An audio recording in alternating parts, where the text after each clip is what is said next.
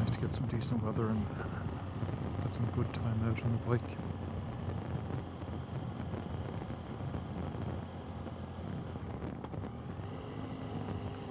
Any old excuse.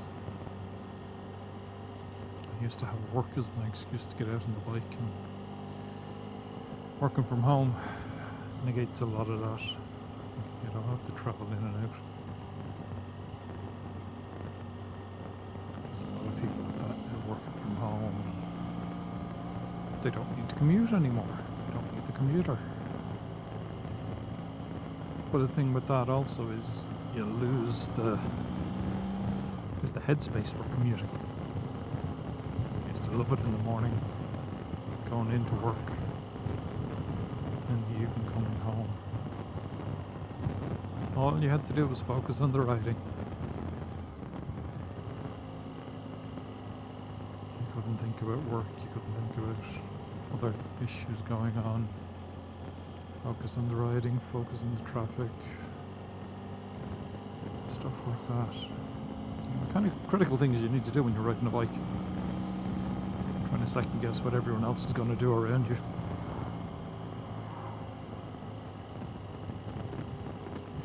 I think that's one thing about bikers compared to car drivers. Bikers tend to be a lot more aware, and it's mostly because we have to be.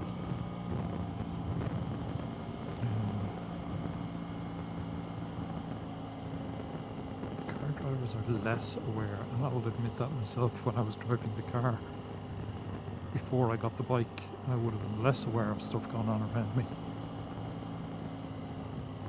But now that I ride a bike, I'm much more conscious of it.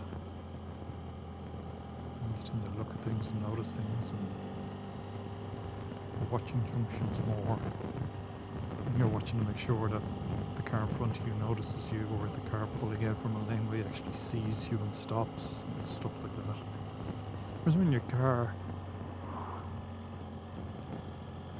you take for granted that they're going to see you and they're going to acknowledge you and they're going to, stop at a junction and stuff like that.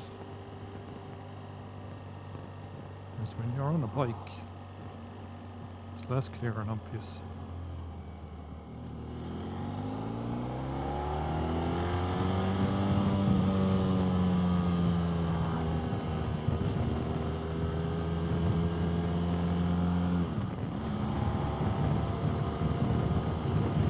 On a bike, you have to be more aware. You have to keep up your observations, looking around, looking for house gates and stuff like that to see, is there a car pulling out from a house, and little laneways, is there someone pulling out from a lane, and farm gates, is there a tractor going to pull out from the farm, or stuff like that. Whereas when you're in the car, you don't tend to pay as much attention to those things.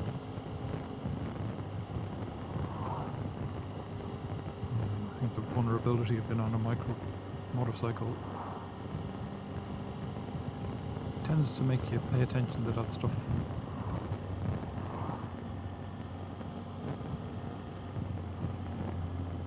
So that's fun and games at the moment. Work is work. Manic busy. Keeps paying the mortgage, so I'm not going to complain too much.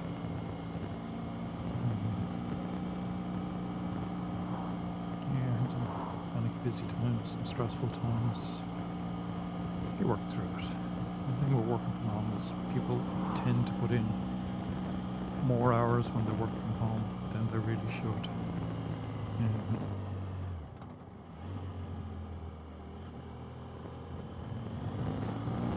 So you put in more hours when you're working from home because, you're more relaxed.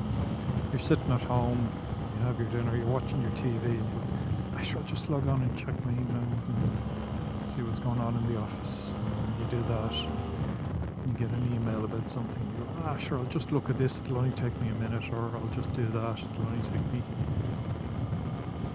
And you realise you're racking up the hours, and you're really racking up the hours. So people's headspace and mental health and stuff like that needs to be considered when working from home.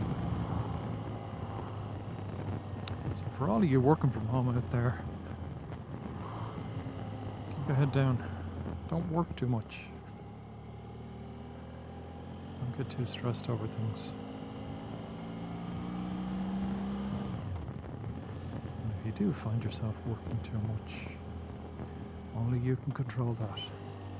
Only you can put the brakes on and go, whoa, hold on a second here. I'm overdoing it, I'm not right. And you need to go to your manager and you need to bring up these issues and you need to tell them and you need to clear up what's going on. Speaking of clearing up what's going on, we're digging some hole in the road. Oh, yeah, shouldn't have come this way.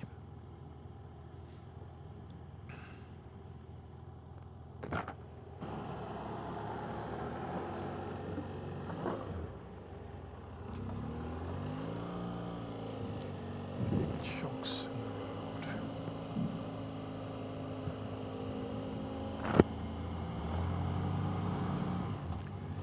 So, yeah, if you're working from home, take care of your head.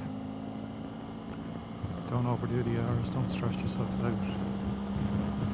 Talk to your manager, talk to your boss, talk to your team leader. Whoever you can talk to, and just, let them know. I'm probably my own worst enemy at doing stuff like that. There are times when I don't push back enough, but that has improved over the last while. I've started to push back a lot more and go, hold on a second, I'm putting too many hours, or this project is really getting to me and I'm not getting it done and it's not doing what I wanted to do and I need help. And that's the biggest thing. You need to ask for help when you need help. There's no point in knowing that you need help and assuming that everyone else knows that you need help, because more often than not, people don't know that you need the help. They're too stuck in their own worlds to realise that you're struggling with your stuff. So you should always make sure you call out, ask for help, let people know you're struggling, or not necessarily struggling, but you just need an extra hand with something, or an extra set of eyes to look over something. Sometimes it really is the smallest little things that get you stuck in a rut, and if you just ask for that little bit of help or a little bit of assistance, things become clear and you go, yeah, how did I miss that? And then you're on to your next thing. So never be afraid to put the hand up and say, I need a little bit of help on this, please. That's my 2 cents. Working from home. I think those of us who commute on a bike, there's a few people I've talked to who miss their commute. Miss that little bit of headspace time going to and from the office. It's time for yourself. There's no one else with you. Just you and the voices in your head. My voices keep me up till I don't, that's for sure. So that's it. That's my little bit. That's my spiel for now. So I hope everyone's taking care of themselves. And talk to you soon, folks. Take it easy.